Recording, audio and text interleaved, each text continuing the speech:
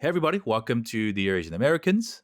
Wherever you are in the world today, and wherever you may be listening to this from, we hope that you are staying safe. We hope that you are staying healthy.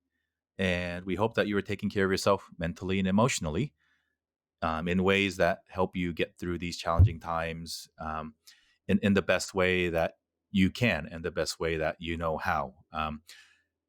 As it has been said many, many times, we are going through extremely challenging times.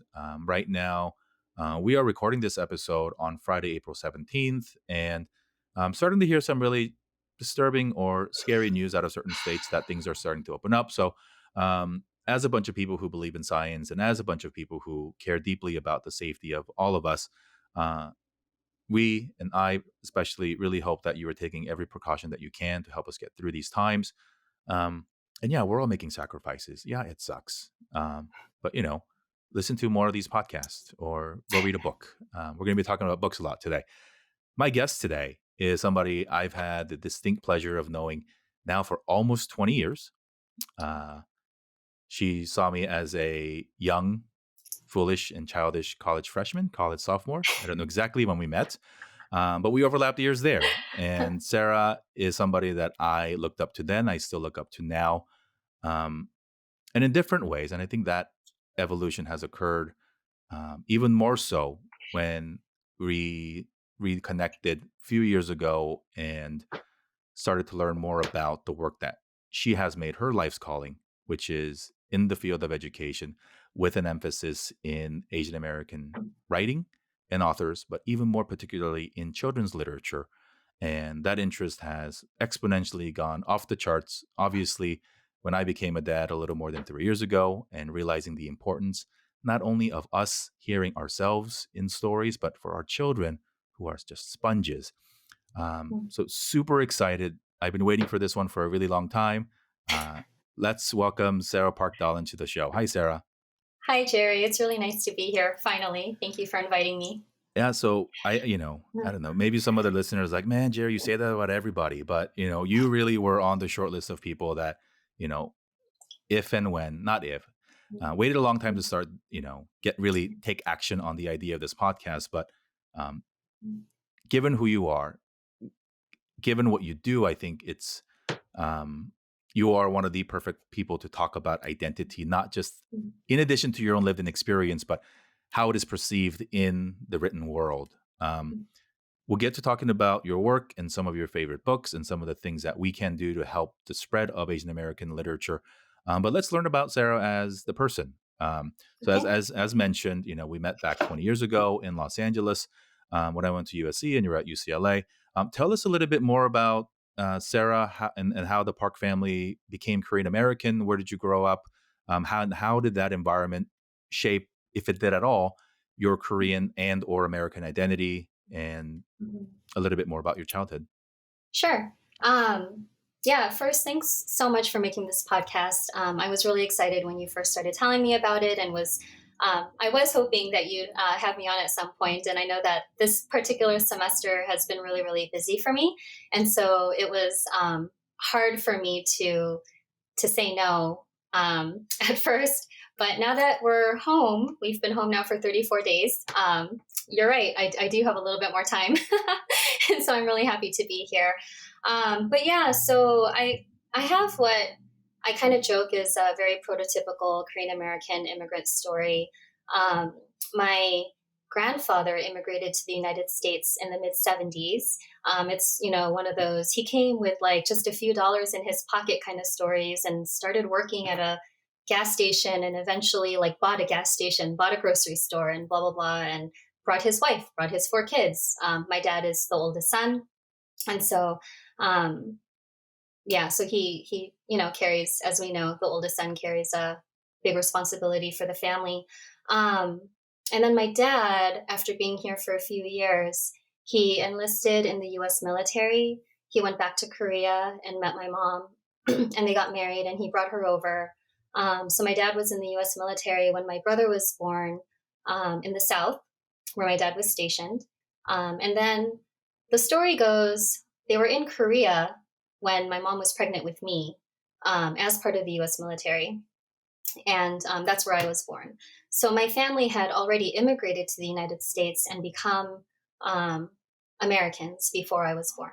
So I was born in Korea, but I came shortly after my 100 days birthday. So I was about 4 months old. Um, and then I was raised in Cerritos my whole life. I went to the same like kindergarten through sixth grade, and then seventh through 12th I went to Whitney High School. So you can all roll your eyes at me. Um, and then I went to UCLA, and now Jerry, you can roll your eyes at me, except for that Jeopardy thing that happened the other day. I'm I rolling mean, my eyes look, at you. people. Yeah, I mean, we would have to give context on what type of school Whitney is, I guess, for those of you who don't know, and we'll yeah, leave it to our listeners to Google it themselves, and if you have friends in the yeah. area. But you might be one of the very few people, Sarah, that who were Mm. born American citizen in Korea, which is a fascinating, right? Because your father was in the military. He was in the military, but okay, so now I'm kind of hesitant to share this part Okay, because we don't have to.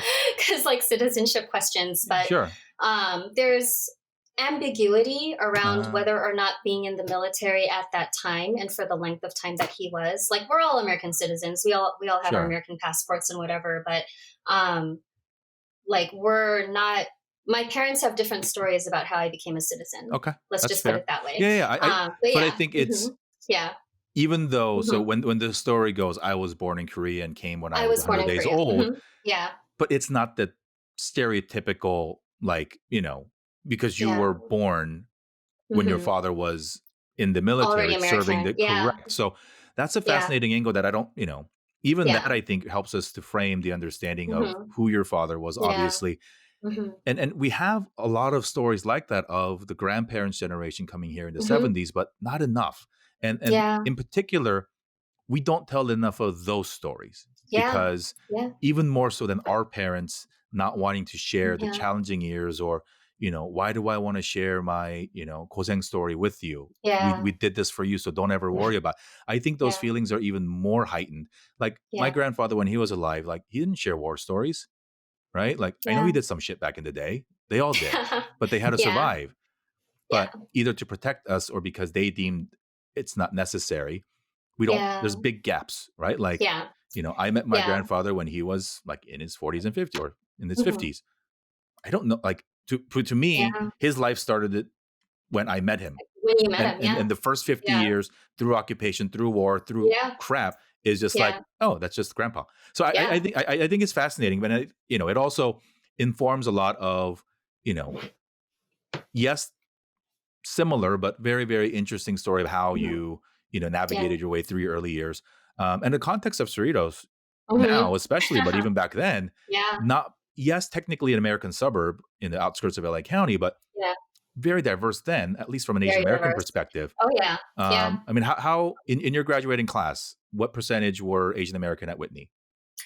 Gosh. Okay. So I don't know the exact percentage, but several years ago for research, I was looking at census records, and I think it was 47%. Like in the 80s, Cerritos itself was 47% Asian American, But and I of that believe, subset that yeah, self-selected into a test in school magnet like high Whitney, school. correct, Yeah, it is was very Asian. it Like skews higher because our it parents, skews much yeah, higher. yeah. Yeah, I mean, I heard that real estate agents placed advertisements in Korean newspapers that were published in Korea for houses in Cerritos because they knew that families in Korea who wanted to immigrate to the United States were looking specifically at Cerritos because Mhm. they wanted their kids to get into Whitney. Like Yeah. that's how crazy it was. I look, Yeah, I was one yeah. decision of my mom's away from going to Whitney myself, which is a Oh, fun, uh-huh. yeah. Yeah, we With might have been friends earlier. we may have been. Yeah, So I grew yeah, up in nearby Fullerton, yeah. and in the sixth grade, I went Hmm. to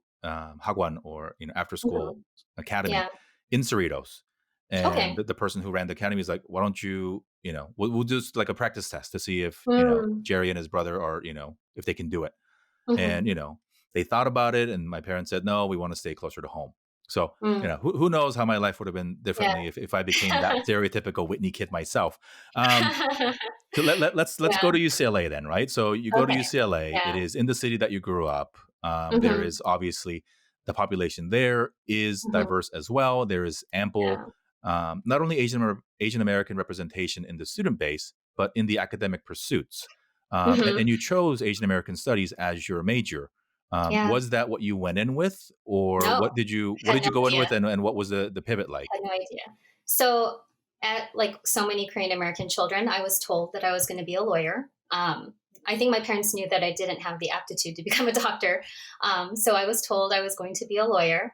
And I went in knowing that I wanted to major in history because I love to read, I love history, and um, I love learning about the past. So I went in, declared my major, and I had the fortune of having a professor who was Asian American. His name was Dr. Henry Yu, and he taught one of my history classes. And I don't know what compelled me, but for one of his assignments, I wrote, I think it was for his assignment, I interviewed my uncle and my uncle's perspective on Korean politics. So Park Chung-hee, one of the military dictators in Korea who became president. I think I interviewed my uncle about that. And when my professor read my essay, he was like, "Hey, have you ever considered taking Asian American Studies classes?" And I was like, "What's that?" And so that was my introduction to Asian American Studies. I think it either was my first or my second year. And I know I'm pretty sure I declared like in my second year that I was going to double major in history and Asian American studies.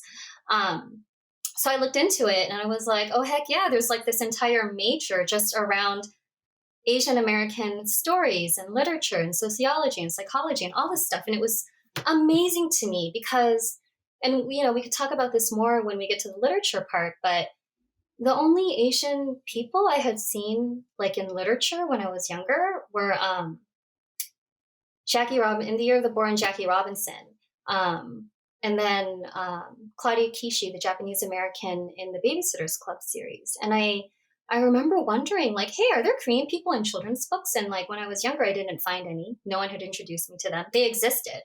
They existed for sure because I found them later. Um, but it didn't occur to me that like Korean Americans could be in books, that we could be like storytellers, right? Even though like I had grown up like surrounded by Korean people, I was watching Korean dramas all the time. Some of them took place in the United States. Like obviously I was very, very immersed in my Korean American culture, like with HOT and like everything else in that era, which I still believe is the best era for Korean pop culture and Oh, Korean. you're gonna get all the Gen Z people to write your I hate. know, I know. BTS, it's all good. It's all good. I understand that. But We like, love oh my BTS gosh. people. Please don't write us Yeah, letters. no, we do love BTS, but like God, HOT, Chekskis, like Lula, that's my jam. Um, anyway, so Henry Yu introduced me to Asian American Studies, and I started taking classes. I took a 6-week study program to Hawaii and learned about like sovereignty issues and the plantations and Mm. labor migrations to Hawaii and how people were treated and segregated and things like that. So that really opened up my eyes to these incredible histories of struggle, of triumph that I had never heard before. Um, and of course, like all of the histories of like oppression, of incarceration, and like legal exclusion with like the 1882 legal Chinese exclusion law and things like that. So when I started taking these classes, I was just blown away. And I knew that this was something that I wanted to continue studying. So I think it was like my junior year when some of my friends were starting to prepare to go to law school, right? Because you have to take the LSAT and stuff. And as I was watching my roommate Irene, uh, start like figuring out which LSAT prep classes she was going to take, I, I was like, oh, I should probably be doing that too. Um, and then I thought, I don't think I want to be a lawyer. Like, I think I want to if I'm double majoring in history and Asian American studies, I think I want to be a history teacher, like a high school history teacher. Have you heard of the book Lies My Teacher Told Me? No, I So, haven't. so it's it's a book that kind of like tells you about a lot of the things in history that we did not learn in our official curriculum. So like about Japanese incarceration and about like Mexican immigration and all these things that are like shameful to American history that we don't tend to talk about in our textbooks. So I kind of wanted to be the kind of teacher that told those untold, suppressed, silent stories in high school classrooms. So then I decided I was going to get my master's degree in Asian American Studies so that I could, be more prepared. And then I was going to go and get my education degree so that I could become a high school teacher. Well, so then I graduated with my undergrad, double majored in history and Asian American Studies. And then I applied to the UCLA Asian American Studies master's degree program and was very thankful to get in. And so I was all set, was like reading all these Korean history books, these Korean American history books, and learning about, our history and all this stuff. And it was really exciting and also really traumatizing because even though I had known that like Japan had colonized Korea, even though I had known that Korea had fought, had a civil war, I knew these things. And yet to like start studying them and then to start studying like, the about mental health issues in Asian American families, about domestic violence in Asian American families, and about about the LA riots, which so many of us suffered and survived. Um, it was really really hard. And so what happened? So I don't remember exactly when, but I was at a Borders bookstore because I'd always been a reader, loved reading, and I don't remember what I was doing there, but I walked into into the children's section, and I found a picture book called Smoky Night, written by a white woman named Eve Bunting, and I think she's still alive, but she lived in Pasadena, and this picture book was set during the LA riots, and so when I opened it and I started reading it, and the protagonist is a ambiguously brown child, I think people read him as Latino. And he talks about the Korean woman across the street named Mrs. Kim. So she's obviously Korean. She speaks in a language he doesn't really know. And they're clearly like not friends. They just know each other. But of course, by the end of the story, like their cats find each other. So then they find each other. They become friends. I mean, if only the LA riots could be resolved so easily. But I was really intrigued because this was the first time I saw a Korean character in a children's book. But she was like the object, right? She was objectified by the protagonist. And so it made me wonder, wait, could there be a children's book about the LA riots? Something that was so impactful to my family because my dad owned a grocery store in Inglewood in 1992. And so I started looking. To see if there were any other children's books about the LA riots, and there weren't. But when I did that search, I found other children's books that had Korean people in them, and a lot of them were written by Korean people. And I was like, oh my gosh, these books exist. Why didn't anyone tell me? And so then I pivoted and I, as I was talking with my professors at UCLA, and I became interested in studying these books, they encouraged me. There was a professor, Dr. Clara Chu. She had a joint appointment in Asian American Studies and the Information Studies program at UCLA. And so she became my thesis advisor. And she encouraged me to take classes in the Information Studies program. So I took children's literature and other classes and started learning more about information studies, or what we more broadly call library and information science, as a discipline. So then I was like, oh, wait a minute. Maybe I don't want to be a history teacher. Maybe I want to be a children's librarian. I didn't have librarians who shared these stories with me when I was younger. But if I could be a librarian who knows that these stories exist and then shares them with children, with all children, not just Asian American children, but with all children, then I think that's what I want to do. So I wanted to double major then, get a double master's degree in information studies and Asian American studies at UCLA. So that was the plan. In steps my mother. So my mom, she went to Ewha in Korea. She's a very smart woman. But at the time in Korea, you could not be married and continue your education. So when my dad, this like new Korean American, right, came calling and wanted to marry her and bring her to the United States, she was like, all right, see ya, I'm out of here. So she did not finish her education at Ewha, got married to my dad, and then came to the US. So as I became more interested in like pursuing further graduate education, my mom was like, I never finished college. You have to get a PhD. And I was like, but I don't need a PhD to become a children's librarian. I need a master's degree in library and information science to become a children's librarian. And I think she understood this. Like I said, she's a very smart woman. She understood this, but all she could think was, I need my daughter to fulfill the dreams that I never got to finish.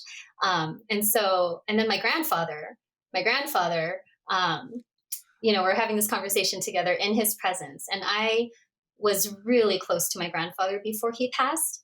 And so he was like, Sarah, I never got to see my daughter finish college. I Oh, need you to get a PhD. So, man. I mean, but you started with Sarah. Let me put this in context. You started with doctor first, and they said probably not. Law school maybe, and then they see this daughter yeah, full of lawyer potential, saying, "I want to go study books or history." books. So of Yeah, course they're going to say, "Become the other doctor," right? Like the other get a doctor, PhD, right? and at least that Get a PhD. is Yeah. acceptable. Not ideal, Acceptable, but yeah. Yeah, acceptable. yeah, yeah. So when my grandfather stepped in, that was it. It was game over because I was so close with him. And the thing is, in my head, I was like, I could get my PhD and I could get my master's degree in library science along the way, and then I could still be a children's librarian because I'll still Right. have that degree. But so then that's and Clara, Dr. Clara Chu, also really wanted me to get a PhD. So that's how the conversation with my mom started, actually, because I mean, maybe I shouldn't have done this, but I mentioned to my mom that Dr. Clara Chu was encouraging me to get a PhD in library science, and she was like, "Oh my God, you have to do it then." So anyway, so that's how that started. So it's my fault for saying it, but you know Hey, what? Like, we're glad you yeah, did. yeah, and I am too. And I do tell my mom, like, you were right. Like, I'm glad that you made me do this. It's the only thing I'll ever say to her about being right. But yeah, so I applied to UCLA. I wanted to stay there and continue working with Clara, but I also applied to other programs throughout the country. And the thing is, like, there's something called intellectual inbreeding. If you get all of your degrees from the same institution, you're learning from the same people, Mm, right? And so there's not like a diversity of thought. sure. And so they really encourage you to get your degrees from different institutions. So since I had already gotten um, I was already getting my UCLA or my master's degree in Asian American Studies at UCLA. Everyone was like, you have to go somewhere else for your PhD, Makes sense. especially if you want to come back to UCLA and be a professor. Like, you have to have gone somewhere else to study. So then I was like, oh my God, I have to move. Now, like I said, same school from K to 6, same school from 7 to 12. And then I was at UCLA for 6 years. Um, and that was all within Los Angeles, right? And so Mhm. the thought of moving somewhere else terrified me. And so when I got into Illinois, which at the time was ranked #1 for children's literature in the library science program, I was like, I have to move to what? To where?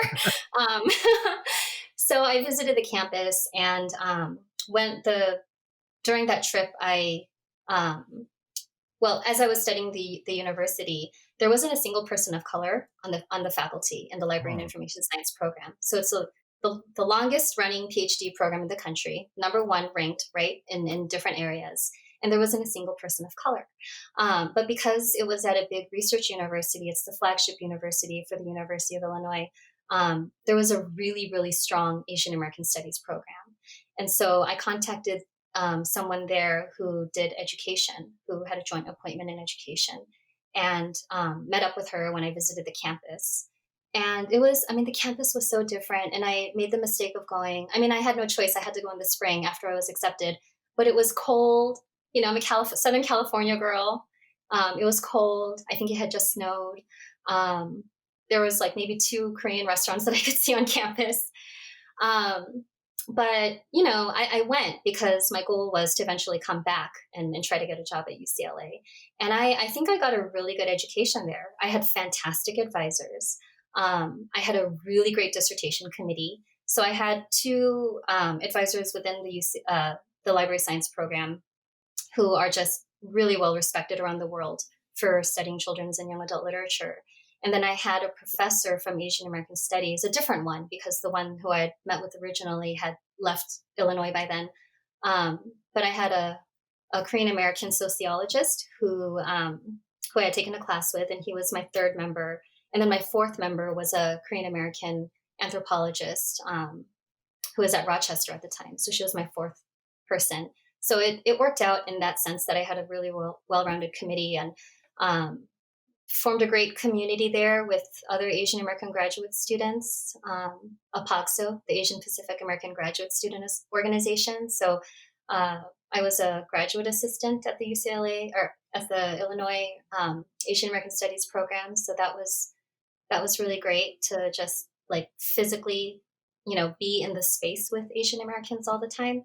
Um, yeah, and then I was on track to graduate in around 2008, 2009 during the recession. Mm.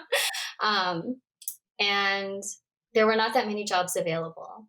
So I applied to everything that seemed even remotely related to what I was doing. Um, it was at our conference, our academic conference, Association for Library Information Science Education, which is where we do our interviews and stuff. And I had heard about St. Catherine University because it was featured in a fellowship program that I did, and my friend had visited the campus for his portion of the program. So I had heard of it. I knew it was in Minnesota, and by then my dissertation was on representations of adopted Koreans in children's and young adult literature. And I'm not an adopted Korean. I'm now married to an adopted Korean. That's why my name is Sarah Park Dahlen, and not just Sarah Park. Um, Why did you but choose that topic, though? Why was oh, it sure. important for you? Yeah, we can back up. Um, so when I pivoted in my master's degree program from thinking about becoming a history teacher to studying Korean American children's books. So my master's thesis at UCLA was on Korean American children's picture books, and I had sort of these like categories of stories, and one of them was like immigration stories and melting pot stories, and then I had like war and colonialism stories, and then I had a fourth category of Korean adoption stories. And I kind of was surprised to find so many books about Korean adoption because I had certainly not really been exposed to the topic very much in my childhood. I went to school with at least one adopted Korean, and we didn't really talk about it that much. Um, but in my master's degree program, I had a classmate who was an adopted Korean. So our program was 2 years long. I was there from 2002 to 2004. In the summer of 2003, my friend and I, the adopted Korean classmate and I, we went to Korea, and this was, I don't know how many times she had been to Korea already, but she was conducting a birth search. And that summer, she finally, after so many tries, reconnected with her family. Um, and it was, there were a lot of things that she had been told by the agency that ended up not being true, which I know you've already heard about and discussed on this podcast before with your interview with Nathan.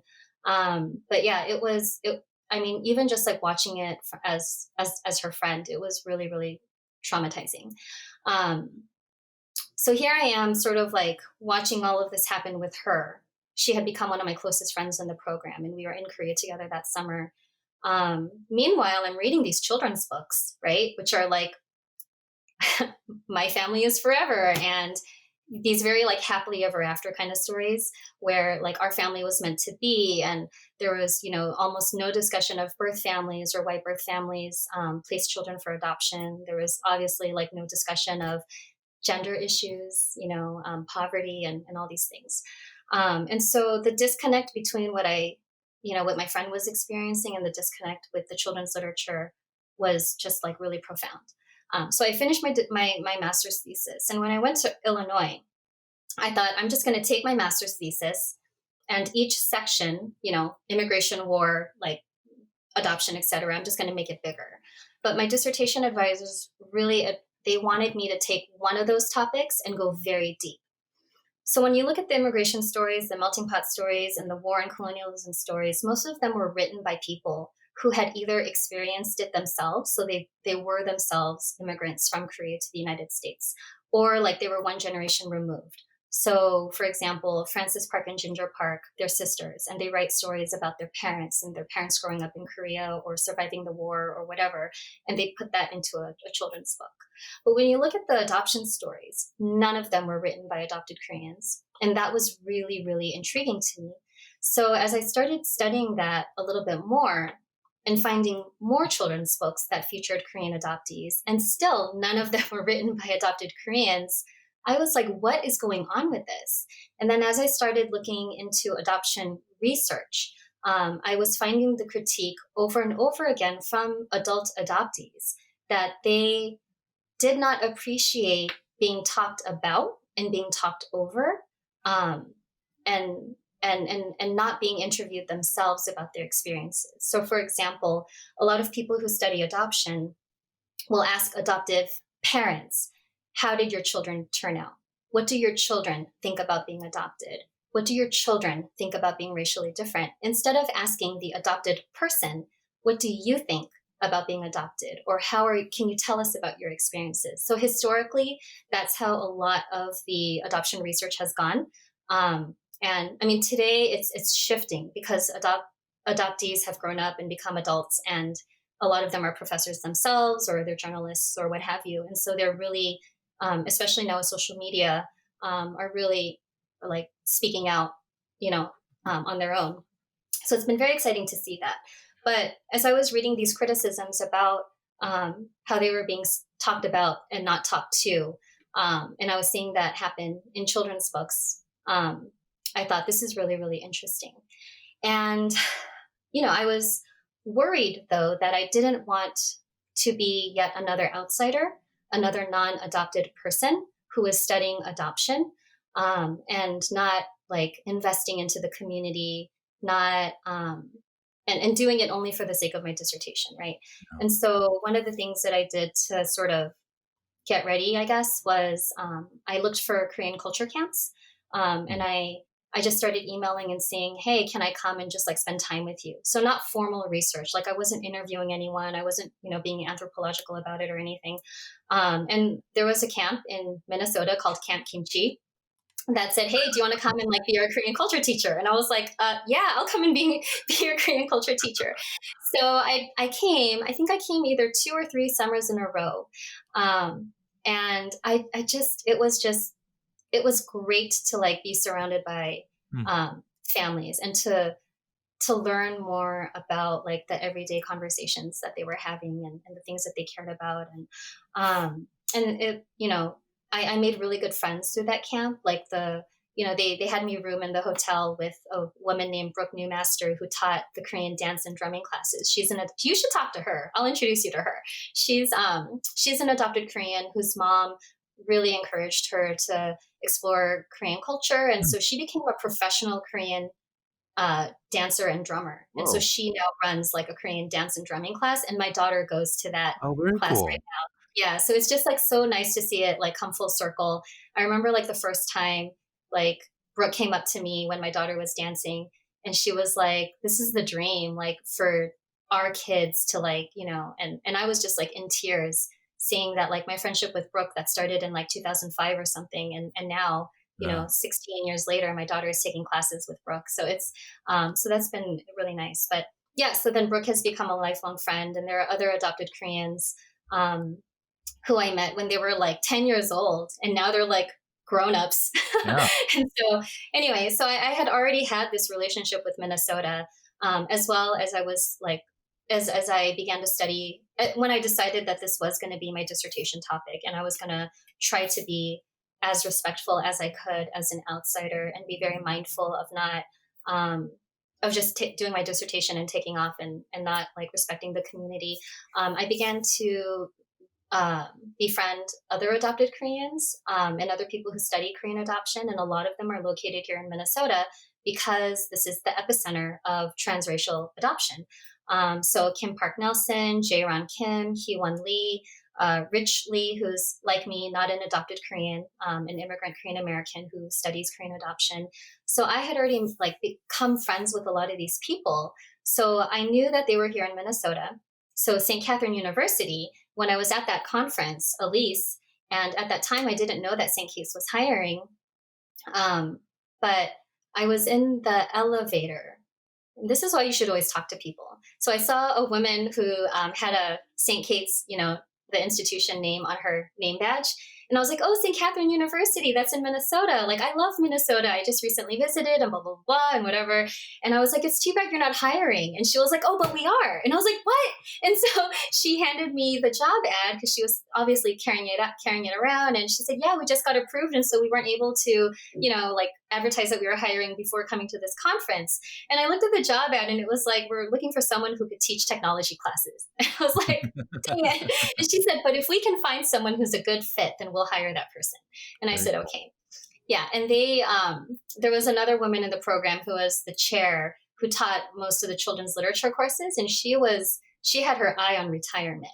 And so they kind of thought like, if we could get someone who could teach children's literature too, then like maybe we'll hire that person instead of a technology person. So long story short, it worked out. I was so thankful to get this job at the height of the recession, and also in a city that I was familiar with, had friends in, like didn't mind living in, except for it's like really really cold here in the winter. But yeah, so that's kind of I, what brought me. there's Yeah. so many things that you touched on that probably deserve conversations of their own. A few things that stand out to me, I think, is this picture we have of the librarian, the American librarian. Mm-hmm. And I hope, and I'm guessing some of you have a visual in your head right now of like Betty Crocker, like old white, right? Old white woman who is that Hmm. nurturing, caring.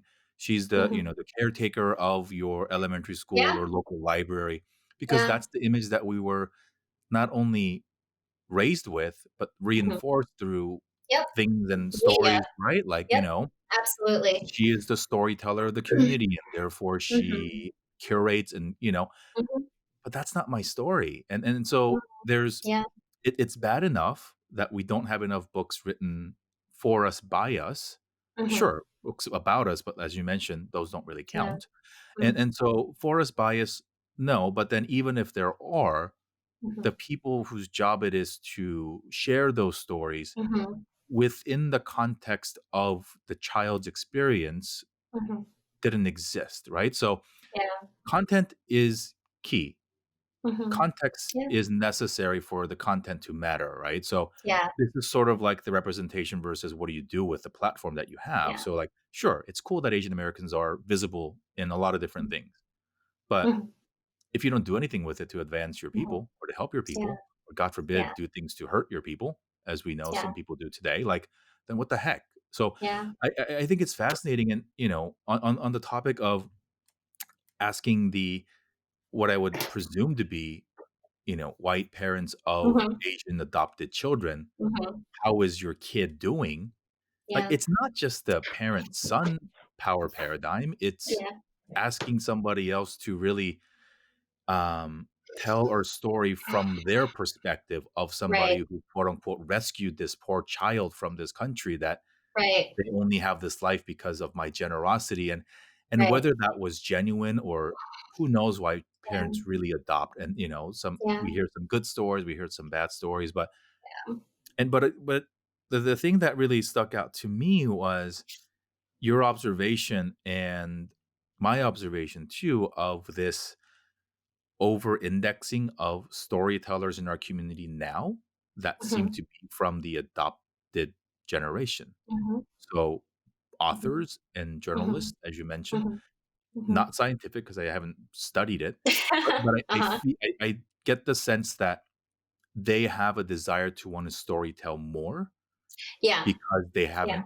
they are now creating the platform and the Yep. avenues to tell their stories as we are doing here on this podcast to Yeah. say, "I wasn't allowed to. I didn't know we could. Yeah. I didn't even know Mhm. this was a thing, and now I'm Yeah. grown and we realize you can do whatever the hell you Yeah. want." Like, Right. "F it. I'm gonna tell my own story." And so Yep. I think that's critically important. I Mm. remember so you know Helly as well. So, Mhm. uh Oh, yeah. Mhm. so she was the very first ever Korean American author that I knew existed. And Yep. so, Same. she wrote her book Still Life with Rice when we were in college. And so, I was president of our KSA at the time. So I forget exactly what the introduction point was, but I remember reaching out and I was like, we have to have you because I think it's Yeah. important. Yeah. And, so we had a packed house, she talked about her book and um years later, I we crossed paths again 2 years ago, thanks to NetCal, and I shared with her that story, and I was like, "Look, like, Mhm. from your perspective, I don't know how much of it was you trying to promote your book, which is what authors need to do, but like that was very impactful for me and a lot of my friends in that room because, dude, you're like one of us. You're like an older Yeah, sister writing about us, yeah, for us, yeah. and so it's not just in we talk a lot about representation in visual media, which is Mhm. important, um, Yeah. but 3-year-olds don't Mhm. watch a lot of TV. They start Ooh, at their least they first shouldn't. no, maybe right Yeah, now in quarantine yeah, world, hell, watch everything yeah, you can, but yeah, in general, right, like, they are book sponges, yeah, and so that I think is more important than TV almost because yeah, if you can get it right when mhm, they're sponging at ages 3, 4, and 5, yeah, then they grow up with a sense of belonging and confidence that may not yeah, need to be so adjusted into their teens when the TV yeah, comes into play, right? So yeah, and yeah, and and so, I mean, this is sort of like, yeah, are you putting a Band-Aid on things or are you gonna do surgery, right? Like, and so yeah, I think trying to not fix, but to and again, mhm, I say this often, but, this is not to silence any voice that already exists. This is to mhm, add to the voice that I think is necessary to tell our yeah, versions of the story. I am yeah, not nor liable to be the I am not the first, nor will I ever plan to be the last Asian American podcaster. yeah, I hope I'm not, yeah, but I'm trying to yeah, tell a story that I wanted to hear, so I ask different questions and other folks have yeah, different which is great, and so and it's the same thing with children's books. There mhm, shouldn't ever be the question of, "Aren't there enough of yeah, you or enough of your yeah. books," right? Oh, man, I have so many stories about that, Well, yeah, because yeah. we don't ask that about, let's be blunt, we don't ask that about, like, mainstream or, like, that's our, No, cover word for white authors. We never say, like, right, "Oh, aren't there why another, talking rabbit?" Hell, I yeah, don't know, right? Like, yeah, talking rabbits are cool, but we if you cannot ask that person of somebody else, then you cannot ask that and this is not just yeah, Asian, it's all diversity, right? right, Like, yeah, aren't there enough of X? And it's like, right, no, we're like, yes, Asian yeah, American, maybe 12% of the yeah, population, but or 5% of the, yeah, the national population, but we're third of the world, bro. So, yeah, let's talk about, like, yeah, minority is a right, relative term in yeah, small part of the world. especially here. Yeah, Absolutely. yeah, So it's so cool that you do what you do because it's not just the studying of, but since your time at St. Catherine's, mhm, you've done a boatload of work, officially and unofficially, paid and mhm, unpaid. Just your brand, your life, your thing, your ethos is mhm, now not only the creation of diverse literature, the study of diverse literature, but also the curating of a community of those people who created mhm, and then doing things to give them as big of a platform as a microphone to scream at yeah, literally everybody saying we need more of this yeah, because the people who actually need to hear it have never realized that that is what was missing in yeah, their lives. You yeah, ask anybody our age what books you grew up reading. And as mhm. parents, as you and I are now, many parents are struggling with, "Oh, these are classic American books that we grew up with, and therefore So should many of we them are not" right? racist. Well, no Yeah, shit, right? yeah, So, yeah, and so, I obviously I have a podcast that talks about Asian American identity, so, like, yeah, that stuff is important. So, it's like, hey, I don't care that it was something that everybody grew up with, like, let's revisit that story and yeah, really determine if that's something we wanna expose our children to, yeah, and um, so you sort of are on both I don't it's not binary, but, you have this passion for telling adoptee stories, which along the same veins of stories never allowed to be told, and then on mhm, the children's side of mhm, children don't ever get to decide what they read, right? They get mm-mm, read to, and then, mhm, it's a yeah, institutional problem. But so you have this passion for children's literature. How do you I guess we know now why. It's your entire lived-in mhm, experience of having mhm, that. Um, mhm, what what excites you about that? And, like, how do you have you do a lot, and it's true. And I'll tell the audience too. So the Asian Americans podcast, 6 weeks ago in March. Last May for Asian Pacific American Heritage Month, I did a much, much less intense version of just photos and storytelling via Instagram. mhm, And so Sarah was gracious enough to help with that project. And so when I was getting ready to launch the podcast, I had reached out to those people who had volunteered their time last year, and I said, "Hey, I'm getting to do this. If and when you have time, would love for you to consider coming on, audibly telling your story." Um, you gave me like 30 names, and then you said, "This is my short list, but if ever you want to talk to anybody, I am happy to." And like, I stopped when I got that email because it's emotional, right? Because I didn't know 80% of the names. Mm, So one, it's even as the guy who cares enough to start this, that is my blind spot. mm. So first it was, holy shit, there's a lot of people. And this is just the tip of the iceberg. But There's more. of course, I can give you more. there's more. But Yeah, here's yeah, the thing that got me the most. I was like, okay, like this is the kind of person Sarah is. And this is the kind of community she's built because I'm a big believer in growing the pie. And if there mhm. ever was a pie that needed to be grown, it's the storytelling pie. Oh, 100%. Because Yeah, it's not about making money. It's yeah, not about, being on some list. It's if your book changes one kid's life, then kudos to yeah, you. And yeah, so write for the one kid. And so yeah, if you're listening right now and you're in the content world, whether you're writing a book or get over yourself and stop chasing vanity metrics. Nobody don't, look, it's so easy to look at that, right? Like, I mean, podcast is a digital medium, which means it's data galore. And so I can sit mm, there lamenting about, how do I hack this to get more listens or market? I get letters or messages from friends and strangers like saying that episode that hit me hard. mhm, yeah, And so that's one person who, and it's not my story. I just sit here and ask questions, right? So, but it's through the conversations that we have that impact it. So books, especially at the formative years of preschool and those early years, um, why like I don't know. I think I know the answer, but like tell us about why this is your life now. Why children's yeah. books and why adoptee stories? Yeah. So, I mean, so I have so many thoughts about all the things that you said, and I mean, one of them is you talked about how when we think of a librarian, we think typically of like this old white lady. She probably has a bun. She's wearing a cardigan, and uh, and honestly, like right now, 87% of America's librarians report being white.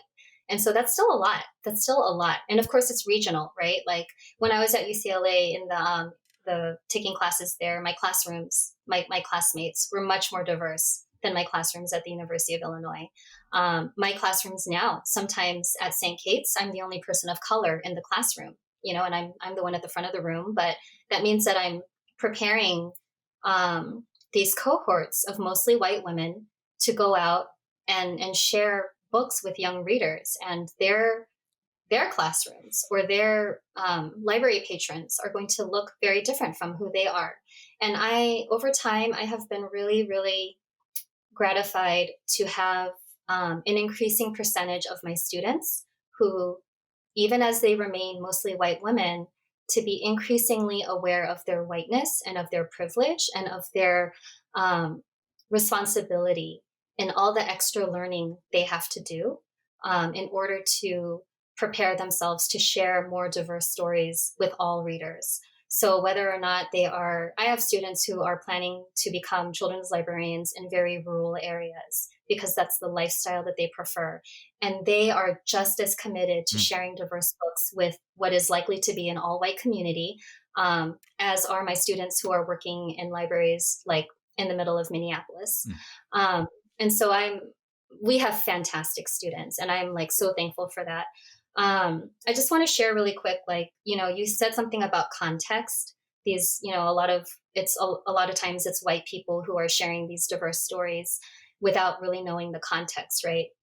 And so one of the things that I have my students do in our class is, I have my reading list of 40 or whatever books that we're reading a semester, and students have to prepare presentations on two of the books.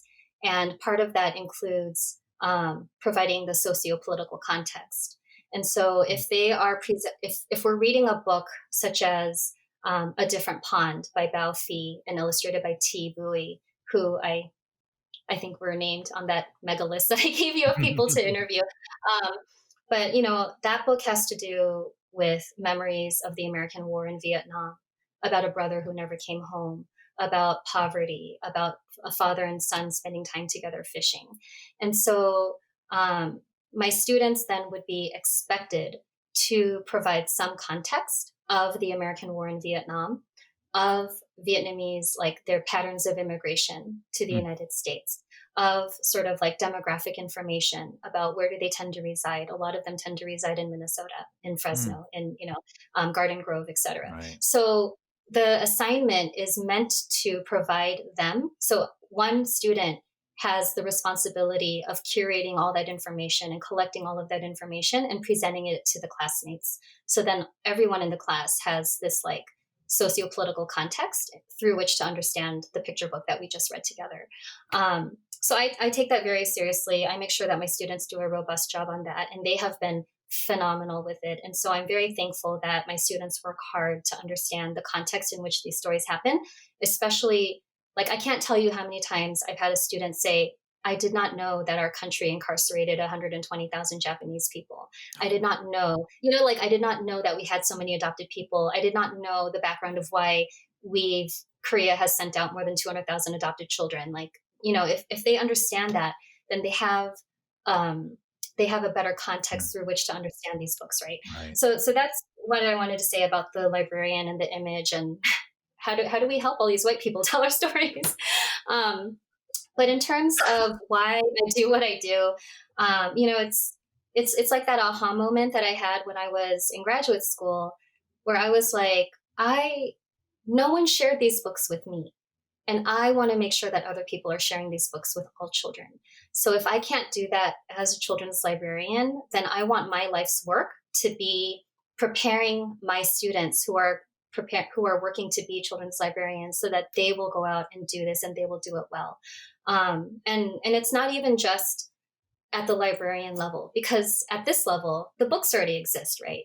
Like we have to go back to the creation of the books. Yep. Like, I mean, there are so many places at which we can make an intervention, right? The librarian one is like the last one because that's right before the book gets to the child. But Uh-huh. even before that, there's like reviewing a book, right? Uh-huh. Like a good or bad review could have a huge impact on a book, right? Even before that, when the book is being produced, right? Like publishers have sent me books and asked me, what do you think of this book? Like, what do you think of the character? What do you think of like the Mm, Korean content of this book? So it's called a content expert or like a consultant or a sensitivity read. Like there's different names for it, but they'll basically hire like content experts to vet the book. And they'll do this even in the cases where the author is also a Korean American person, mm, just to get like another opinion. Um, I'll just tell you, like, and I'm pretty open about this, but I used to do this for white writers who were writing like Asian American stories. And then at one point I decided I don't want to do that anymore. I will do it for fellow Asian American writers who want to make sure that they're getting things right. Because we all have different lenses through which we see things, but I won't do it for white people anymore. Um, why not? you're Because I feel like the because incremental damage control Mhm. is Yeah, more opportunistic of somebody who doesn't understand where we come from than a slight tweak of yeah. somebody who does. Yeah, it's that. And also, like, we live in a capitalist society. I am not about helping white people make money off of our stories, right? Like, Thank if you. we're, yeah, like, I would rather spend my time and energy helping people of color and indigenous people on their craft than a white person who probably has more access and privilege. I don't know if Did you that's gonna just come through, emoji? but there I we you can clap on Zoom with the reaction to it and thumbs up too. Oh my gosh. Okay. Yeah. So I think a year or two ago, I decided that I'm if I'm gonna spend any of my time and energy doing these so-called sensitivity reads, then I'm gonna do it for people of color and indigenous writers. And so that's almost exclusively what I've done over the past few years. So I'm involved with the Loft Literary Center here in Minnesota, and we started a program called Mirrors and Windows a couple years ago. Mirrors and Windows, the concept. By Dr. Rudine Sims Bishop, who's just a huge like giant in our field. But she popularized this concept that children need mirrors through which to see their own experiences, and they also need to see out of windows to see other people's experiences. So we named this program after her. And every year we have 12 fellows, 12 emerging writers who have fewer than 2 books published in whatever genre or reading level, and we help them to work on their craft and to learn more about the children's lit publishing industry with the goal of helping them break into publishing. So that's really like where my passion is now. I want to help people who want to break into publishing to do that because, like you said, there's room for all of our stories, and there's a need for all of our stories too. So that's one example of like this like really structured way that I'm doing that. Another, How do you yeah. scale that? Because there are, I would say, a growing Mhm. at various stages of taking that leap. I sense through observation and conversation more people, myself included, having more confidence and desire to want to create work that is reflective of our unique experience Mhm. because we have the ability to tell that story in a way that isn't being done today. Mhm. When you talk about inspiring people to get into the publishing game and giving Mhm. them the right tools to do so, um, where does somebody get started if they're like, I've had a crazy, like, look, I genuinely believe every one of the conversations I've had on this show, and now Yeah. we're north of 30, can be a book in and of itself. Everybody's Oh story yeah. deserves it, Yeah. right? But Mhm. how do we encourage and inspire people to take that leap? Mhm. One, to believe that your story matters, number one, not just because Yeah. you're sitting on a podcast, but to write it down and memorialize it. Um, Yeah. Two, yes, and as a sidebar, when all this shit settles down, go walk through a Barnes and Noble and see the amount of ridiculous books that people write and that make it to the Yeah. shelves through multiple Yeah. layers of checks and Yep. balances.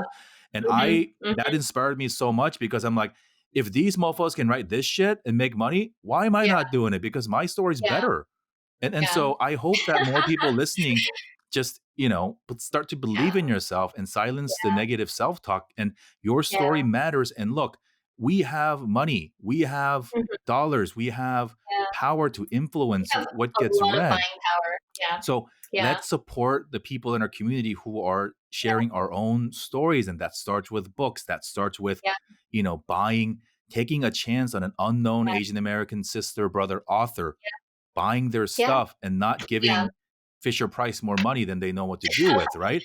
And Yeah. and, and so I am just curious on like how what is the first step that people can do if they are interested in writing a story, whether at the children's level or at a YA level or Yeah. anything, where Yeah. it's my story needs to be told. Yeah. They need to read. They need to read what's already out there. Like I can't tell you how many times I've talked to someone and they were like, "Yeah, this story, needs to be told," and blah blah blah. And I'm like, "Actually, there's already something out there like that." Mm, And so just knowing what is already, and that's not to say that like we don't need more. For example, there's a ton of immigration stories. There's so many picture books about Asians immigrating to the United States, and that's all well and good. Like I said, we need more stories about everything. But if that becomes the dominating single story about Asian people, then like we're the perpetual foreigners, right? And hmm so we need a lot more stories about a lot of things. And if you're going to write an immigration story because that is truly your story, then what about your story is like distinct, And like what is the arc of your story that is distinct from someone else's? And so the first thing I would say to anyone who wants to write their story is to, well, I mean, obviously you need to like start writing it down, but you have to read widely what's out there for the age level and or the genre that you're trying to break into, because you want to make sure that you know how to talk about your story in the context of other stories that already exist. So and then like if you follow sort of like the recommended path of publishing, then like you're going to write your story, you're going to go to a few conferences, you're going to contract an agent, and the agent is going to help you to like contract a publisher. But when you contract an agent, you have to have a good pitch, right? And so you have to like pitch your story, and part of that pitch is to say my story is like a cross between this one and this one, but it's different because of this. And so you have to say it in a very efficient way that's going to like catch people's attention. um, and so that's one of the reasons why like you have to know what else is out there, because you have to be able to say what it's like and what and how it is distinct from someone else. um, there are a lot of resources to to learn how to write for children. And from books and websites and webinars to conferences, like writing groups are really really important to have writing groups that you can trust. So I have friends who have been unhelpful writing groups because they're in a writing group of people who have no understanding of Asian America, and so they don't give good feedback, right, about a book. So having a trusted writing group is really really important. Um, Another thing I would recommend for people is to go to author illustrator book events. So Mm, right now it's kind of impossible to go in person, but for example, the Loft Literary Center is holding our annual Literature Fest online, and everything is free. okay. So if you go to the Loft Literary Center on Facebook, you can see the schedule of author chats that are going on.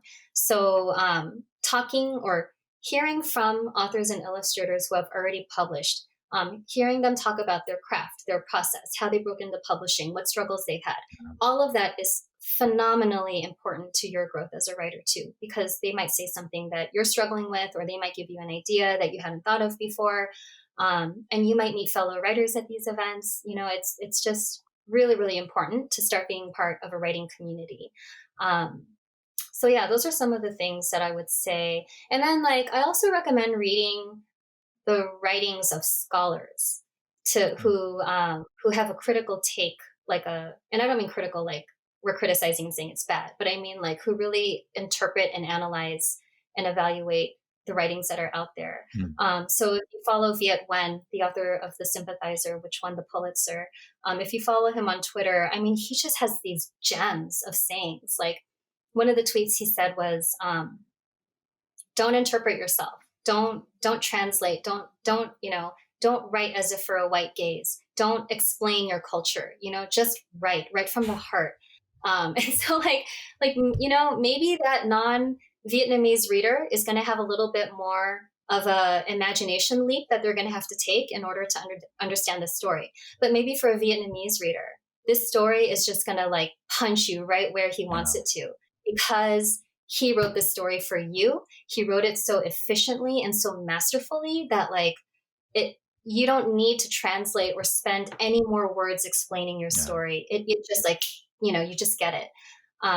So yeah, reading the writings of people like Viet Wen, Jennifer Ho, Timothy Yu, all these scholars of Asian American literature, I think can also help us to understand sort of like a critical context in which a lot of these stories exist. What you mentioned though is something that, as many entrepreneurs or people who start projects, the term Mhm, total addressable market becomes a big thing, mhm, right? Like, who is your target demographic? mhm. And so we have a tendency of prettying it up, dumbing it down, whatever euphemism you want to say, to make it as broadly appeal as possible. But then you end up with a product, whether it's a book or a thing, that doesn't mean anything to anybody.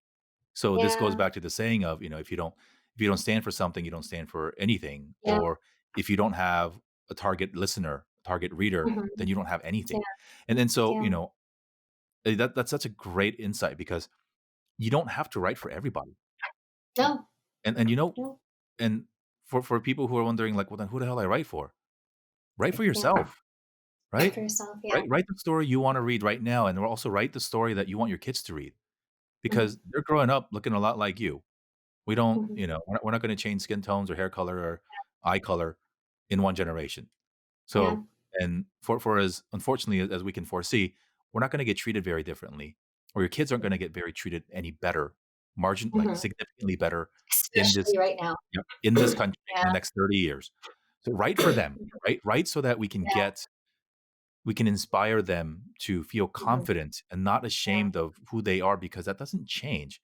Yes, Yeah. you're American, have those, you know, um, things that make you proud, and have those patriotic values, but at the same time, don't never in a million years, do not equip your children with the right tones of cultural identity and how to react to certain things that will unfortunately inevitably happen their way. And if it doesn't, great. I hope Mhm. people never get racism done.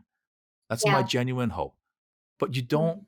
raise your kids without any sort of cultural context, hoping that that's the case. It's quite the Mhm. opposite. You have to prepare for the worst and to build such a Mhm. confident, prideful, healthy pride of say, Yeah. this is my background. I understand that we might be a little bit different, but and I think that's so powerful because what then happens, especially at that 3, 4, 5 age level, is parents talk to other friends and they recommend books. Yep. I know you have a, I'll call it a habit, Sarah, but you have your Sarah Park Dahlen Christmas book of the year, right? And it's you spread it out widely, and it's awesome on a number of different fronts because one, you are literally putting dollars in pockets of creators that look like me and you, which then allows them to create even more.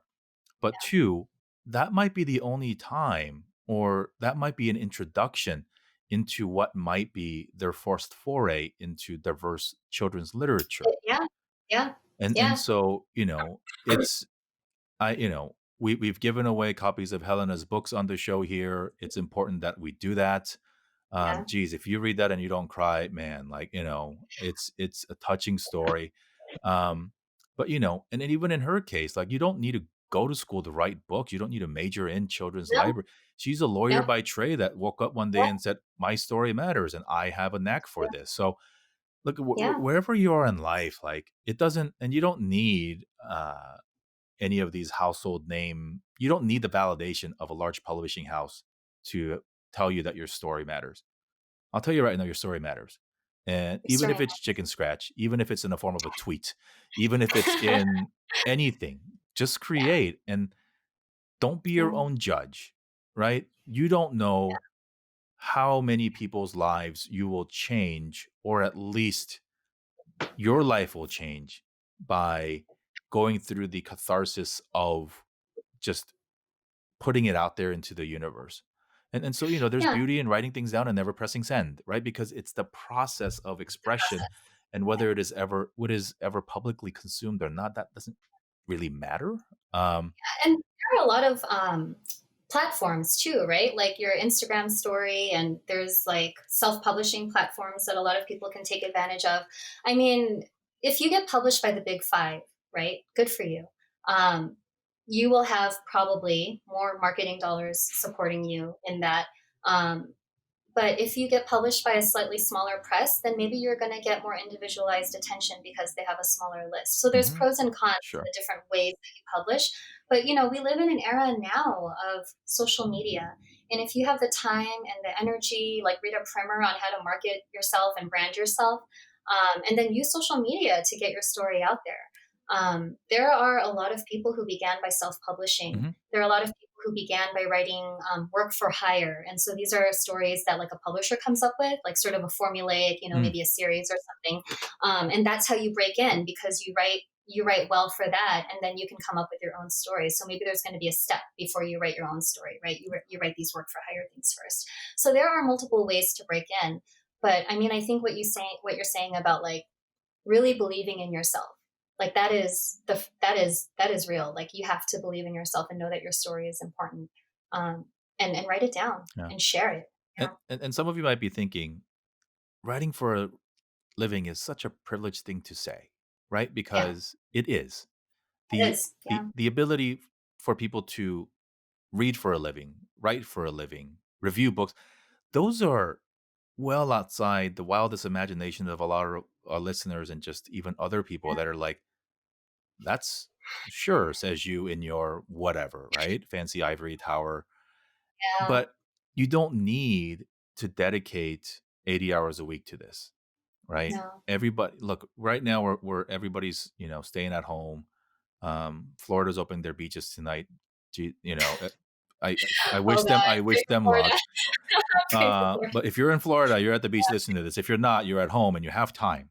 And Mhm. grieve at your own pace. But find the Yeah. extra time. Amazon might not be shipping books out at the fastest speed, but go No, but you download a should be book. buying from independent publishers and or Yes, sorry, independent. don't. Ooh, I said the A word. Well, they're not open right now. Well, find a way, right? Go Yeah. get the audiobook. Go figure out a way to put, you know, Yeah. there's a lot of talk about, this is a time to build a new skill. This is a time, blah blah blah. I get it. There's a lot of extra time, but you know what? Like, do the things that are like number 20 on your list in a normal Mhm. day. the Yeah. things that if you don't do it now, you're never going to give yourself an excuse to do, because life will get back to normal-ish at Yeah. some point. And so um yeah, Yeah. it's and it doesn't matter I guess you don't need to read the perfect Asian American book because it doesn't exist. Just Mhm. like we're not a No. monolith, there's no monolithic No. one representation Yeah. of this is the Asian American book, right? So Right, right. Yeah. sure, there are classic books that I think tell our story more. Mhm. But look, like I said, you're a 15-year-old kid that has a different experience than me. Your story Yeah. matters much as Yep, somebody who's done a yep. chronicling of 40 years of other people's stories. Yeah. Um, but read and read more, and read maybe for some other ones that are not like yours. And I mean, that's what I'm trying to do here on this show, right? Like, we don't want 40 Korean American dudes who moved here at age 8 to LA, because that's 40 times of my story. And that's, and so collect other people's stories, appreciate all that the world is to give you. Um, is there a book that you would suggest, or what book are you giving away for this Christmas? I know it's Oh, geez. April. It's April. Well, actually, Yeah. no, let's get back. Um, Let's give you an easy one. What did you yeah. buy for people the last 2 years? Okay, so the last couple years, gosh, I I know that one of the years we bought Drawn Together by Mhm. Min Lei. It's written by Min Lei and illustrated by Dan Santat. And we also bought Let Me Finish, which is by Min Lei, and illustrated by Isabel Roxas, I think is her last name. But Min is a good friend of mine. And so he was really generous. Like, I shipped the books to his house and sent him a list of names. And Whoa. he personalized every single book and then sent them back to me. And then we redistributed them for birthday and Christmas presents. And so that's one thing that we do as a general practice in our house. Every time that there's a birthday present, like, I don't remember the last time I bought a toy for a kid for birthday. We always buy children's books. So in my job, one of the perks is that I get to go to these conferences where a lot of children's literature writers and illustrators are. So the National Council for Teachers of English or American Library Association. I'm planning a conference that I'm crossing my fingers in October here in Minnesota that will not be canceled, for which we have a fantastic lineup of authors and illustrators coming. So I will literally, like, this is the nerd in me coming out. I have a spreadsheet of all the kids that we buy presents for their birthdays and Christmases. And I write down which books I buy for them for which occasion, because I have accidentally sent two signed copies of a different pond to my best friend's son. And so he wrote me a very nice note saying, thank you for sending me a different pond again, But but this is the second time you've done it. So I donated it to my school library. So now I have a spreadsheet. But yeah, so the another one that we recently started gifting is The Diary of a Nice Princess by Christina Soontornvat. She's a Thai American writer who publishes like 50,000 books a year. It's pretty amazing. She's like very, very prolific. Um, so I just finished reading her novel, A Wish in the Dark. I have it right here. It's sort of a Les Miserables inspired fantasy set in Thailand, and it is beautiful. It is so beautiful. But she has these like early reader chapter books called Diary of a Nice Princess. If your kids like Frozen, they'll really like this book. And so as my daughter has like started to get older, she's 6 years old now. Um, this Christina's book is the first like non-picture book that we have Mm. gifted to other people. Magic Ramen by Andrea Wang is another picture book that we've been gifting to friends for birthdays and stuff. The story of the guy who invented instant ramen. And so it's fantastic. Like, there's a lot in there about perseverance because he kept messing up. Mm. Well, I don't want to say he kept messing up. He kept not achieving his goal, and so he had to try over and over again with different consistencies and different like oils and this and that in order to make instant ramen. So that's another book that we've been um, gifting to people. But I also wanted to share a story about because we talk about how things were so different when we were young and how they are now, right? Like, um, I was 23 years old, I believe. The first, well, I mean, I met Healy Lee also at conferences, and she came to, I think I'm pretty sure it was Dr. Gary Hong. was teaching like a politics in Korea class, and he invited her to come and speak. And so she came like to my very intimate, lecture. It was like, you're so close to this person who wrote this book that you love. So she was the first Korean American author that I had met too. And even then, it didn't occur to me that there could be Korean American people writing for children. Like, wow, there's a Korean American writing for adults, but it didn't occur to me that there could be Korean people writing for children. So then when I was in graduate school and pivoting to starting to study Korean American children's books, in 2002, two Korean Americans won big awards in my field. Hmm. Linda Sue Park won the John Newbery Medal, which is, the gold medal that we remember from the books when we were younger. That basically says this was the best book that was published in the United States. So Linda Sue Park won the John Newbery Medal for a single shard in 2002. It's set in, I believe, 12th century Korea, and this is the cover of the picture of the paperback. And then Anna, her name is A-N, last name N-A, and then she goes by Anna. She wrote a young adult novel called A Step from Heaven, which is basically like a coming of age Korean immigrant story.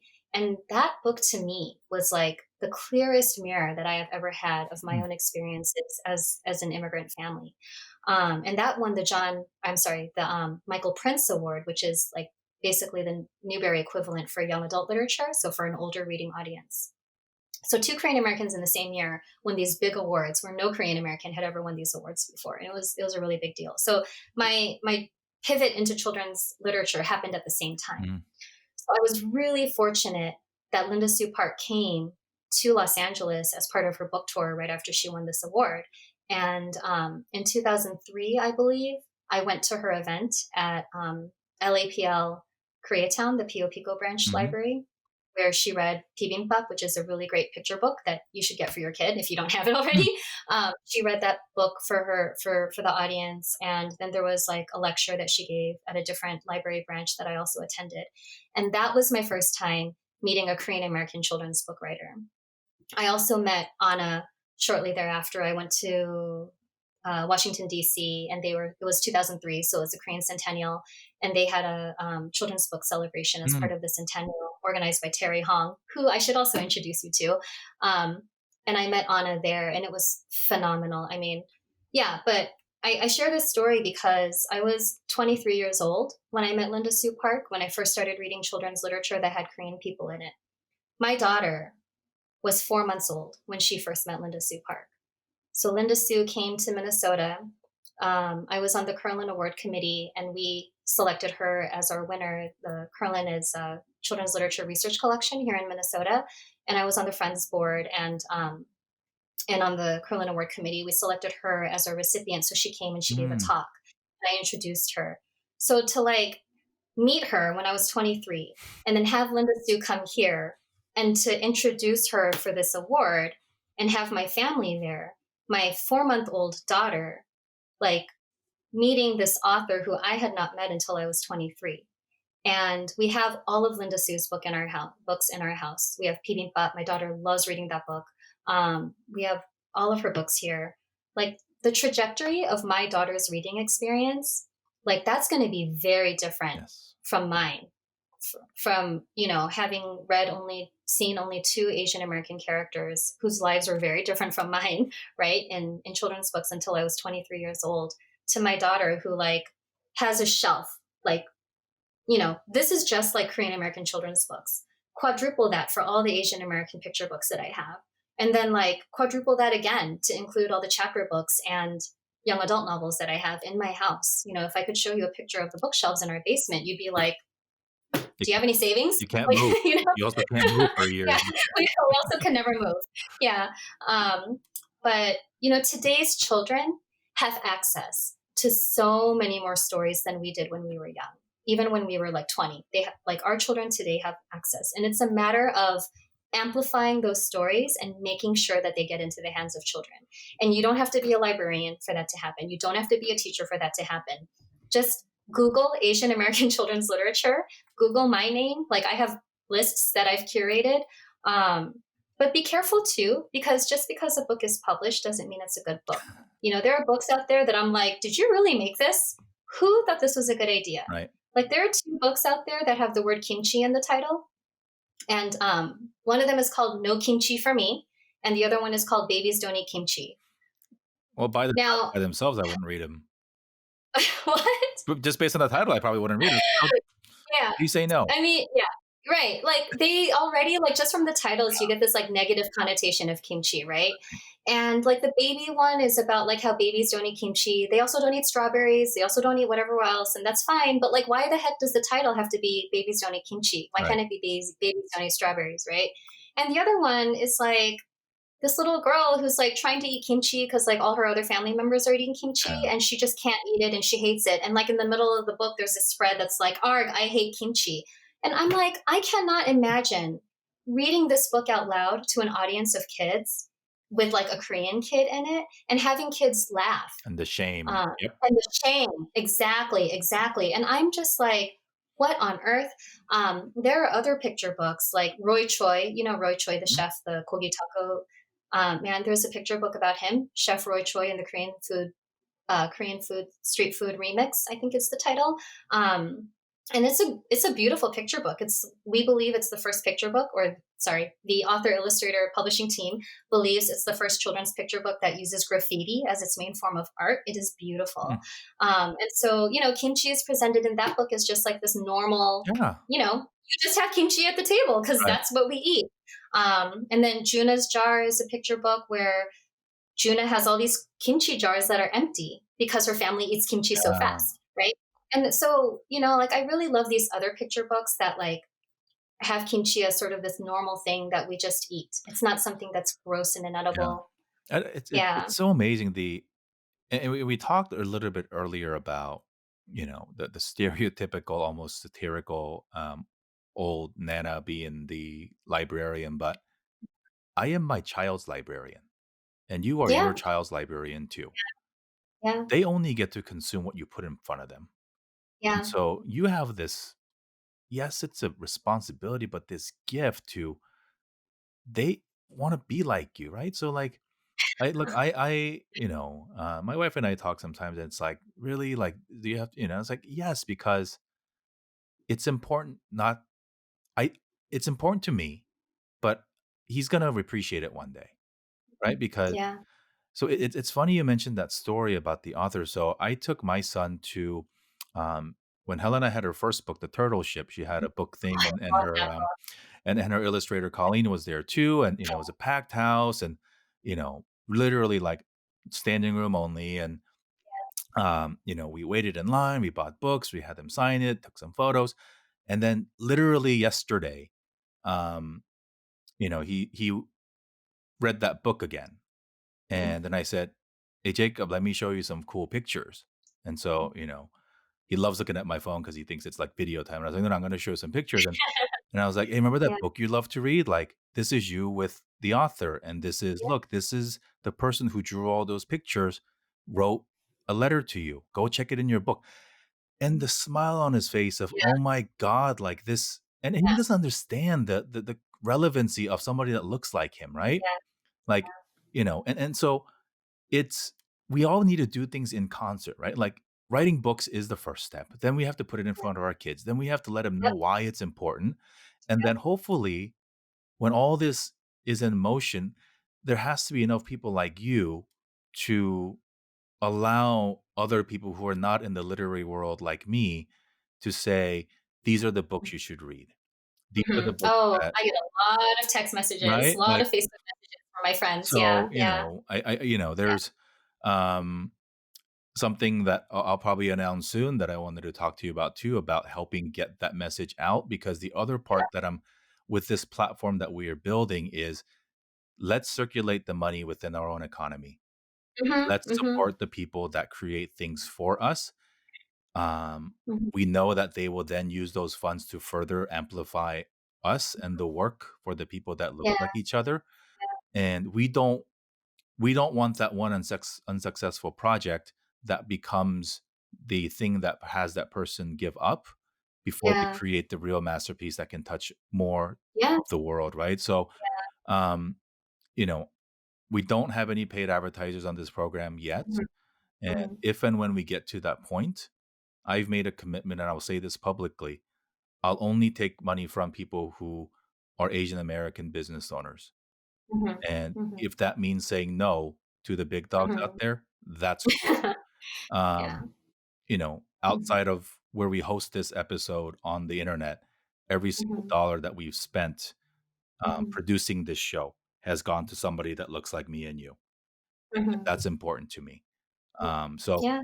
and it's more important than ever. Look, there's so many toys to buy. Right now, people are probably getting to that stage in their homeschooling of holy shit, we need to buy more stuff. And Yeah. so let Yeah. let's transition that a little bit to Yeah. fewer less toys, fewer less Mhm. screens, and putting books of kids that look like them. And as you mentioned, there are books for 1-year-olds, and there are Mhm. amazing books for teenagers. Yep. Oh my God, there's Abigail so much good Wen stuff just out wrote Love there. Hurt Taipei. That's a fricking New York Yeah. Times bestseller. Like, so it's cool. There's validation in every part of the world that says not only do our stories matter to people like me and you, but for you to get to New York Times bestseller list like Abigail has, like you need to, that story is just a human story. It's a fun coming of age story that just happens to have a bunch of kids that went back to Taiwan. Like there's nothing, Mhm. it's not a specific thing, but I Yeah. man, I think we can talk forever. And Yeah. and I and I know we can. And I think that uh the ability for authors to synthesize not only their own lived in experience, but also make sense of what they've observed in the world, to do right by the characters in the story and the families that they represent, to do it in a right way is such a gift. Yeah. Right now, it is a very challenging time for people that look like me and you. Um, Mhm.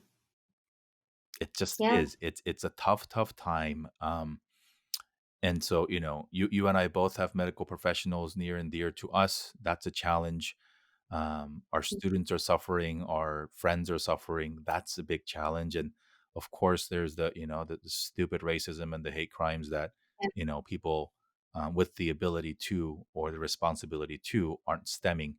They're, Yeah. in fact, sometimes encouraging it silently. So it's a tough time. So we didn't really get to talk at all about your teaching part of your life, which I know is a big, big part of your life. Yeah. Um, but share with us one thing that you've shared with your students, or you'd like to share with students who may be listening, um, from Sarah, the professor, of Mhm. how do we get through these times? How do we deal with this changing uh, stuff? And you know, taking classes online is hard when you don't Yeah. have that format. Yeah. I know you share a lot about, that and the professors and, just sensible, logical things. And um, we often forget that professors also have children at home. We often forget that Yeah. not every professor is wealthy with access to the things that they need to teach properly. Yeah. And Yeah. universities, geez, I mean, let's not even talk about institutional, bias in decision making. But by and large, the people who direct policies in terms of how we shifted from in-person to online education are people with so much wealth and so much privilege and so much access to things that they don't even think about. Wait, does that even make sense from a connectivity perspective? Do our Right. professors have the equipment at home to teach properly? But it's yeah, again, that's a different conversation. And for all the professors out there and the teachers out there, wow, like you Oh, yeah. are. Yeah. Imagine, the younger elementary school teachers. If they're Yeah. younger, they may have kids of their own. So Oh, how yeah. the heck are you supposed to teach both your students via whatever, your Yeah. children at home, dealing with all this crap, in economic turmoil, your spouse, your partner, your parents, yours, right? Like, Yeah. but share, and it doesn't have to, there's no perfect thing to say, but say, Yeah. share something with our audience that you have or that you would like to share with the student population in terms of how we can get through these times. Gosh, it's been yeah, it's been really hard. I mean, we are comfortable here. We have everything that we need, but that doesn't mean that my students do. And so when we transitioned, or when we knew that we had to transition, I was reading online, like there's all these Facebook groups that sprang up, immediately, like after we started transitioning online, of teachers and professors talking to one another about how to make it easier on our students. And some classes have to be taught synchronously. Mm. I understand that. For whatever reason, like that's not my class, okay, you do you.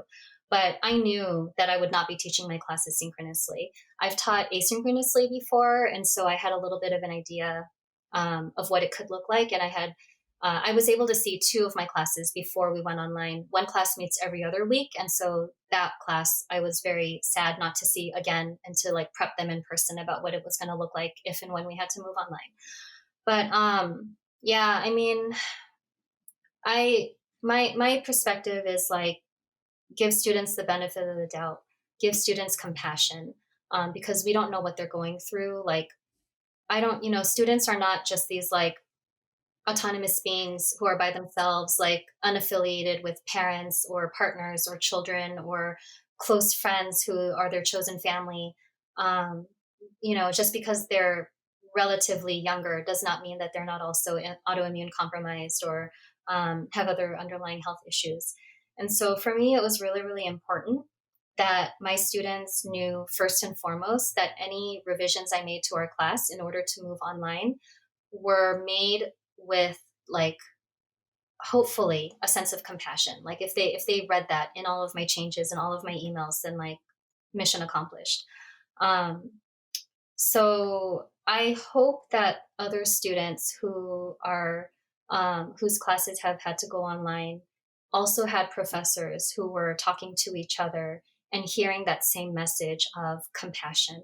Have compassion on your students, make it easier, don't make it harder, don't add work or anything like that. Um, and if they didn't get that memo, then explain. Like, I really hate that the labor of that work has to be on the student, but email your professor and say, this is not sustainable. This is not possible. I literally do not have the internet bandwidth to like record a video and upload it. I literally do not have the bandwidth for that. Or I don't have the psychological, emotional bandwidth for that because X, Y, and Z or whatever. I mean, I hate that like students have to um, explain all of that, but they might have to because some professors didn't get the memo. Like my students give a lot of presentations in class, like I explained before with the text presentations. And I'm teaching a class on library services to children and teens, and they're supposed to be giving two presentations. And we had to end class before the majority of the students could give those two presentations. And so I told the students, if you want to record your presentation, Mm. if you have the capacity, the technology, etc., to record yourself giving that presentation, then you can do that. But you also have to do the extra work of captioning that presentation because it has to be accessible when you put it online. Whoa. Yeah. So I said, you can choose to do that if you want. That's fine. But it has to be captioned if you're going to do that. And so you're going to have to learn this new technology. And I had a couple students do it, and they did a phenomenal job, and I was glad for that. But I said to students, if you don't want to do that, and that's okay if you don't, then I want you to turn to someone that you live with, or someone you can, or if you have the bandwidth, you can do this virtually, and give the presentation to that person, Mm. and then ask for their feedback, and then reflect on their feedback, and then on the discussion board, share about it. And so there's this alternate option, right? Like if you don't have the bandwidth to do the assignment in this way, then do it in this way. Um, and I've gotten emails back from my students from all of my classes. And then like I give extensions out. I give it out like candy. You get an extension and you get an extension. And I don't mind because I tell my students even before this pandemic, I was telling them, it's more important to me that you do a good job on this assignment than it is to me that you turn it in on time. Yep. And so if what you need is a couple more days, then just take a couple more days. And so I've gotten a lot of emails from students thanking me for being flexible and things like that. And I hope that the students out there are are having that kind of relationship with their professors as well. And if they are, please thank them, because if we don't know that we're doing something that helps you, then we're just like, am I doing a good job? Am I not? So if you have a professor that you really appreciate, please let them know. It also makes you feel better Yeah. to like, It's. yeah. I mean, look. I choose awesome people to come on the show for a precise reason, but we hear, and I've had other professors and, higher education professionals here Mhm, on the show, and that's a common theme, but it's also extremely disheartening and infuriating to hear of other people who don't. That what's the mhm. big deal? Just take an online class, Um, Yeah. on the caption note, like that is like my Mhm, least favorite part of this job, mhm. or this thing Mm. that. Yeah. But there are things. There are like automated tools that you can like. Yeah, But even then, you yeah. have to go and edit for You have to go and mistakes fix and it, right. yeah. So it still takes. Yeah, but it is so important to make this content Mhm. accessible for Yeah, yeah, yeah. everybody, I mean, and there's, And like, so buttons you can press on YouTube to auto sub, but, yeah. like, it doesn't get it Yep. right? So it's, like, Yeah, 90% good. Um, yeah. Sarah, I we need more people like you in the universe. I think I I've not the first time I've said this to you, so it shouldn't come as a surprise, and I'm sure I'm not the person not the only person to ever say it to you, but you've taken your privilege, you've taken your access to great education, you've taken your access to have the audacity to pursue doctorate level education in a field that isn't necessarily deemed as essential, which is a big Mhm, buzzword here in 2020, nor is it on the short list of Korean American parents. God, I wish my daughter, my son would have a PhD in children's literature, right? Um, but you've done it and you've taken the opportunities that you have had. And you could have been a high powered, very wealthy lawyer. You could have done mhm, a lot of things in the pursuit of material success badges, let's say, but you've really um, done things that have inspired me in the process to do this, to live the life of a parent of Korean American children, albeit in the middle of America, less diverse than where I am, to do the right things, to put pictures and words in front of them that while they may not have any idea what is going on, that it builds such character, such confidence, such pride of who they will always be.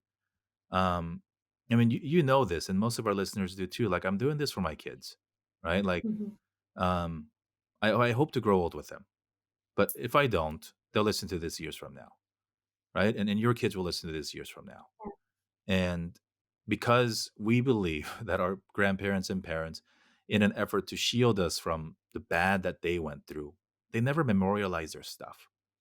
And mhm, yes, access to technology and the ability to memorialize was vastly different, but we have this now. And so, mhm, thank you for doing what you do. It is more than inspiring. I don't know how you find the time in the day to do all that you do for the day job.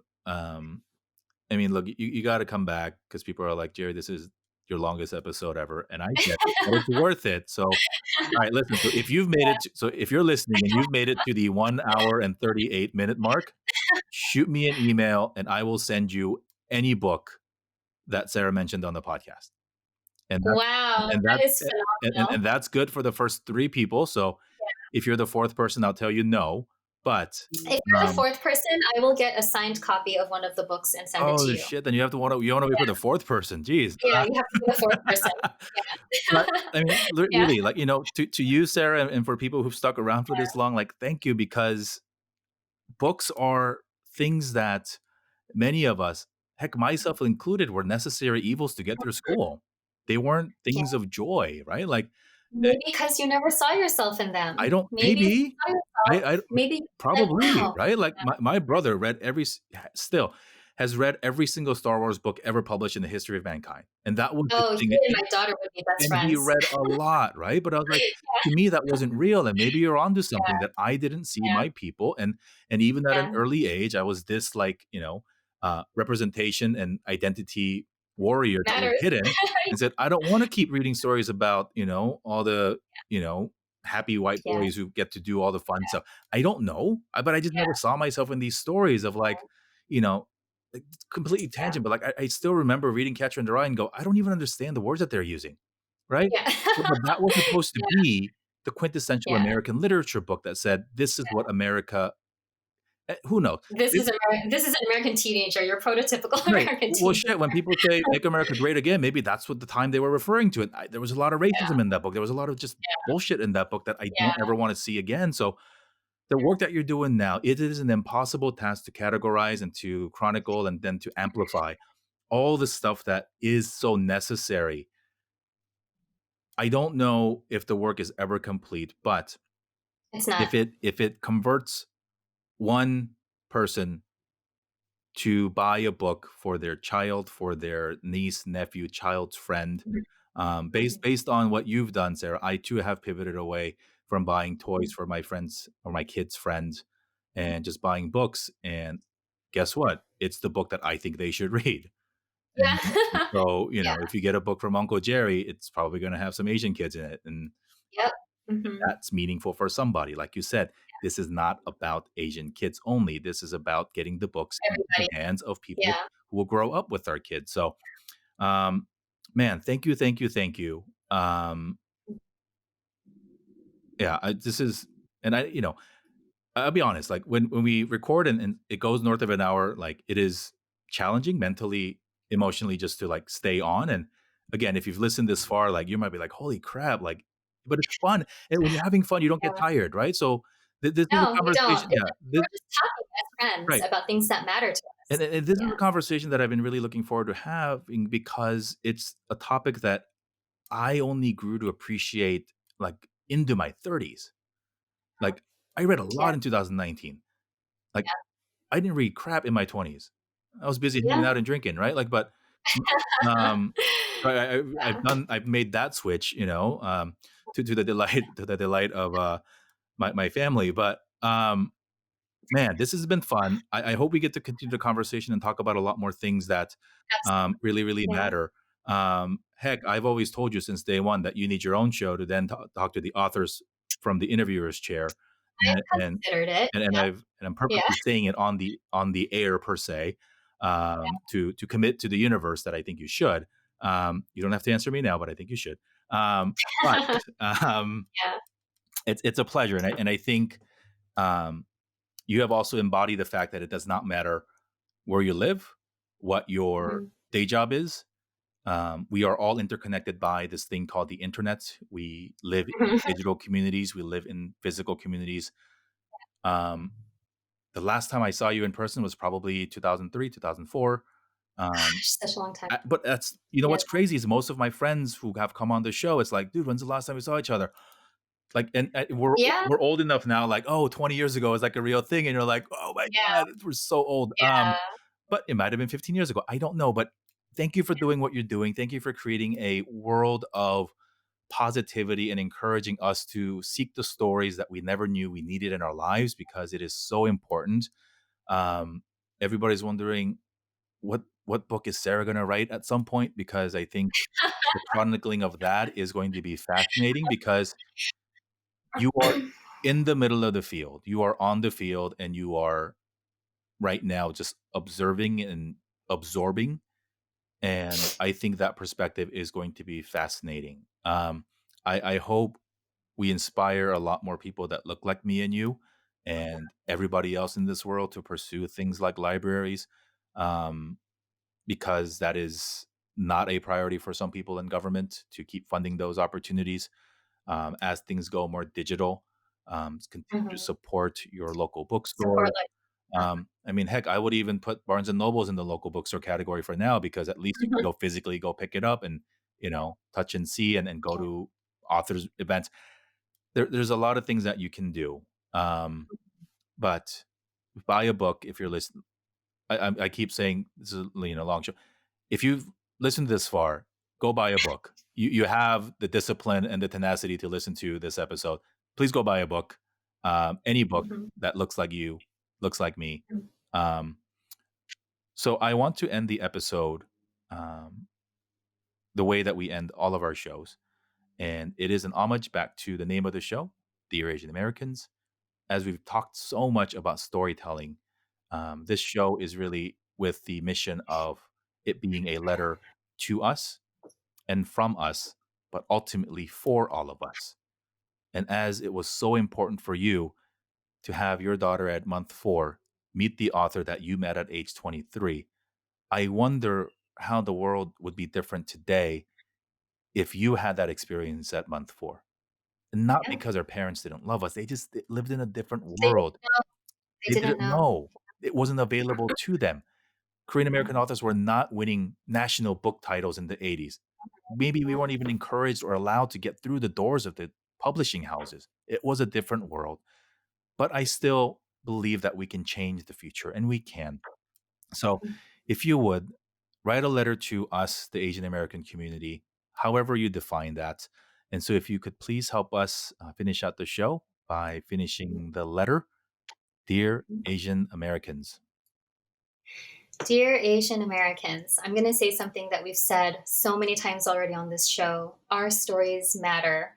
They are beautiful and painful and triumphant, and they matter.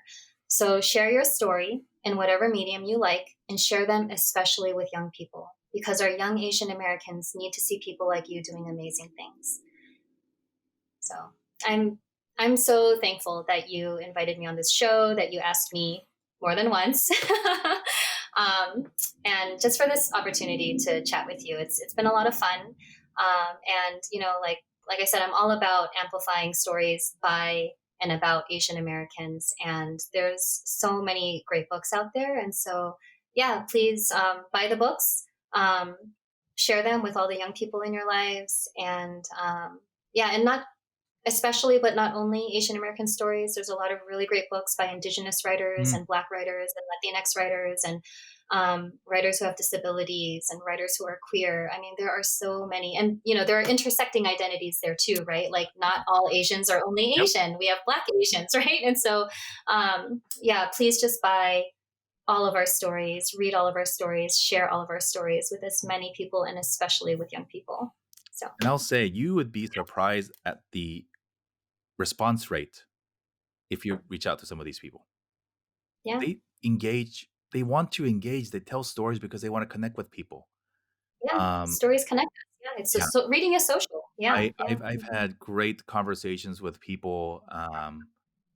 It's I don't know. We again we can talk about this for hours, but two books written by two badass Korean Americans.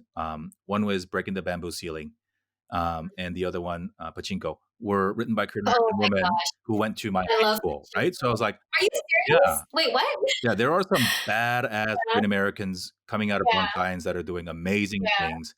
And so, yeah, like, I just hit him up and I was like, "Hey," leading with the we went to the same high school thing, but I was like, "I'm yeah, doing this thing," and yeah, it like, amazing things happen because and look, you got people have to realize too, authors or marketers, storytellers or yeah, marketers, because it doesn't matter if you create a masterpiece, you have to go then yeah, get people to read it, and so they're yeah, gonna engage with you, and I got a note from somebody unsolicited yesterday from a listener of ours, and Vu from Austin. Thank you for sending this message. And he said, "I'm about halfway through your show, and I cannot say enough about how this show has made me feel as a Vietnamese wow, living in the middle of Texas."